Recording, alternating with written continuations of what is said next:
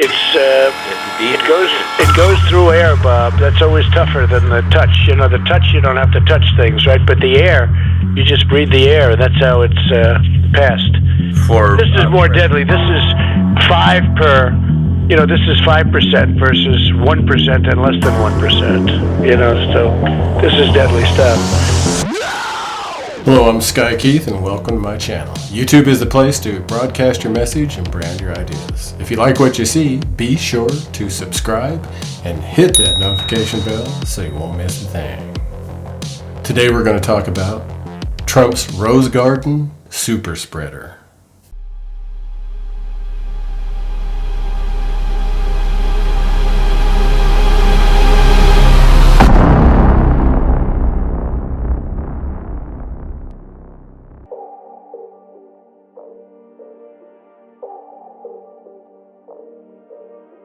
Trump is the number one super spreader of coronavirus and continues to be America's number one super spreader of lies and coronavirus disinformation. His next epic super spreader event was the Rose Garden with the Supreme Court nominee Amy Coney Barrett, with at least 150 people attending. This is not Trump's first time he has lied, so why not lie about this too? Trump may very well have the coronavirus, but when was the last time he tested negative? And how sick is Donald Trump? Saturday, September 26th, Trump's third nominee to the Supreme Court, Amy Coney Barrett, was introduced in a Rose Garden ceremony with at least 150 people in attendance. So far, at least 12 people have tested positive related to this event, and 2 people have been hospitalized. Trump met with religious leaders in the Oval Office, including Notre Dame President Reverend John Jenkins. Trump later flew to Middletown, Pennsylvania for a MAGA rally. Sunday, September 27th, Trump played golf on his course in Potomac Falls, Virginia. Monday, September 28th, Trump checked out a new electric pickup from Lordstown Motors, the former GM plant in Lordstown, Ohio. Tuesday, September 29th, Trump traveled on Air Force One and debated Democratic presidential candidate Joe Biden in Cleveland. Trump arrived late and wasn't tested. Trump met with his debate coach, Chris Christie. Trump's family also refused to wear a mask when they were offered masks. Wednesday, September 30th, Trump attended a private fundraiser in Shorewood, Minnesota. That evening, Hope Hicks traveled with Trump on Air Force One to Minnesota for a MAGA rally in Duluth. Hope Hicks had symptoms around the time of the MAGA rally. She self-isolated on the return flight to Washington and then exited from the back door of Air Force One. Thursday, October 1st. Trump's doctor reported Trump had a mild cough, nasal congestion, and fatigue. The same day, Trump had flown to his golf club in Bedminster, New Jersey for a $250,000 per person fundraiser, taking photos with his supporters. His close aide, Hope Hicks, tested positive before Trump departed for the trip. The night before, Trump was with Hope Hicks outdoor at a rainy and windy mega rally at the airport in Duluth, Minnesota. The rally only lasted 45 minutes. Friday, October 2nd, Donald Trump announced that he and Melania Trump had tested positive for COVID-19 in the early hours of Friday morning. Later in the day, Trump was flown to Walter Reed Medical Center, while the First Lady stays at the White House in isolation. Saturday, October 3rd, Trump's doctor announces he was 72 hours into diagnosis. Dr. Sean Connolly said Trump had tested positive with a rapid test on Thursday evening, shortly after Trump arrived at the White House. As reported yesterday, in consultation with this group, I recommended we bring the president up to Walter Reed as a precautionary measure to provide state-of-the-art monitoring and any care that he may need. Just 72 hours into the diagnosis now, the first week of COVID, and in particular days 7 to 10, are the most critical in determining the likely course of this illness. At this time, the team and I are extremely happy with the progress the president has made. Thursday, he had a mild cough and some nasal congestion, fatigue, all of which are now resolving and improving. He's not on oxygen right now, that's right. He's not received any at all? He's not needed any this morning today at all. That's right. Do you have an estimated date when he might be discharged? Well, I don't want to put a hard date on that. He's doing so well, but with a known course of the illness, days 7 to 10, we get really concerned about the inflammatory phase 2. Over the course of his illness, the president has experienced 2 episodes of transient drops in his oxygen saturation.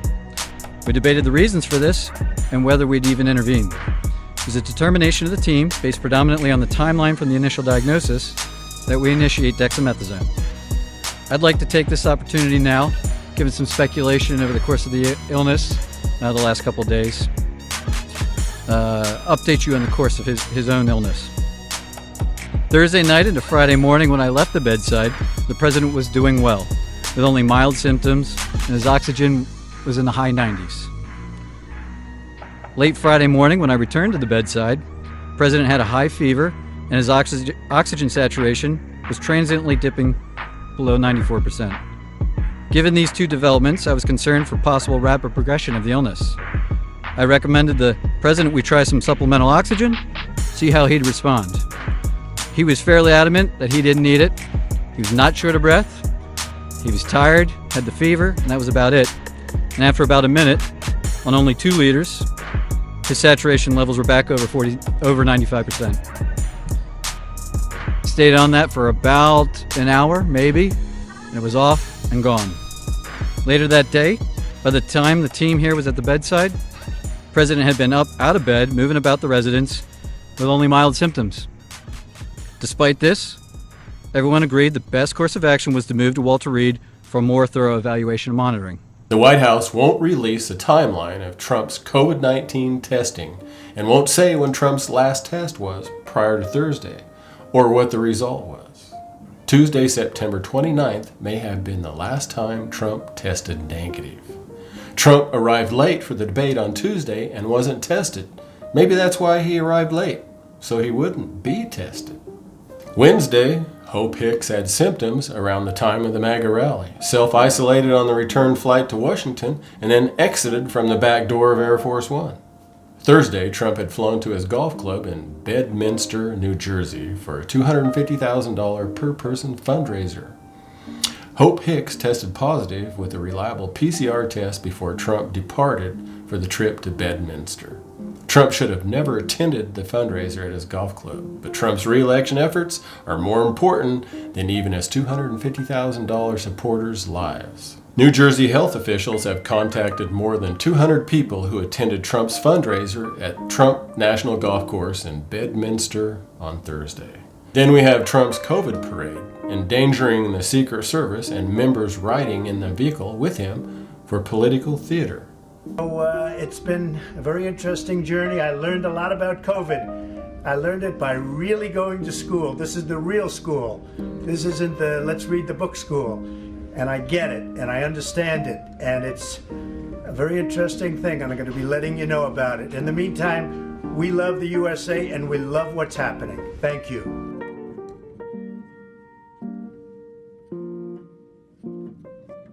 Trump's tweet, "Don't be afraid of COVID." Tell that to the 7 million people Trump's infected and the 214,000 families who have lost loved ones. Trump, the super spreader, has lied about the coronavirus so many times. Trump has infected more than 7 million people and is responsible for over 214,000 deaths in the United States of America. This makes Trump the #1 super spreader in the world. COVID-19 has become a symbol of his failures. Mask up, America. The pandemic is not over, and we have 28 days to the election.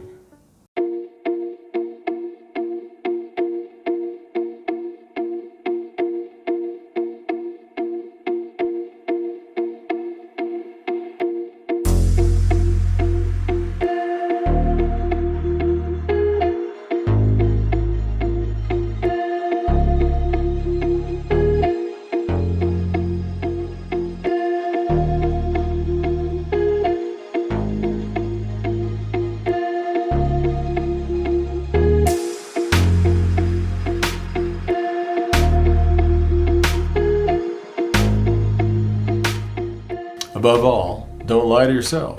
The man who lies to himself and listens to his own lies comes to a point that he cannot distinguish the truth within him or around him, and so loses all respect for himself and others. And having no respect, he ceases to love.